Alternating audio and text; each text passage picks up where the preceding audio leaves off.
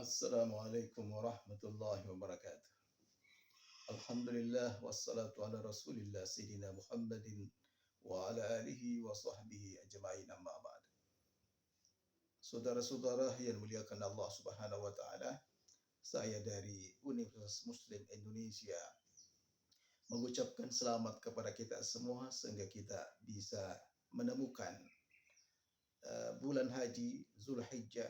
Semoga Allah juga memberi taufik kepada kita sehingga kita bisa menunaikan merayakan Idul Adha dalam keadaan sehat walafiat.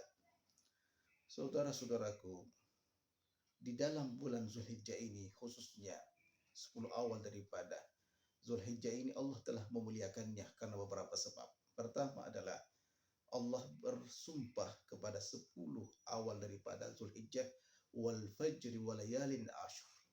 Walayalin ashr, demi malam-malam 10.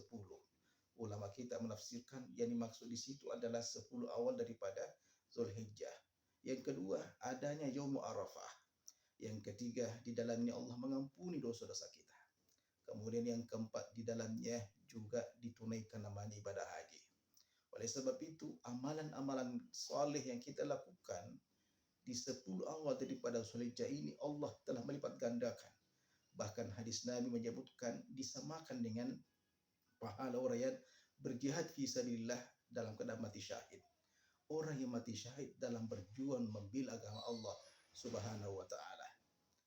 Kemudian Nabi SAW juga menyuruh kita untuk memperbanyak berzikir di dalamnya. Fa'akthiru fihinna minat tahlil wat tasbih wat tahmid wat takbir. Perbanyaklah di dalamnya mengatakan tahlil la ilaha illallah, tasbih subhanallah, wat tahmid alhamdulillah, wat takbir Allahu akbar. Ini kita terus ulang-ulang dimanapun kita berada, dalam keadaan berkendaraan, berjalan, sampai di malam takbiran insya Allah. Kemudian yang perlu kita ketahui juga adalah perbedaan matla atau melihat bulan, sehingga kita ini di negara-negara Islam berbeda-beda dalam melaksanakan Idul Adha-nya.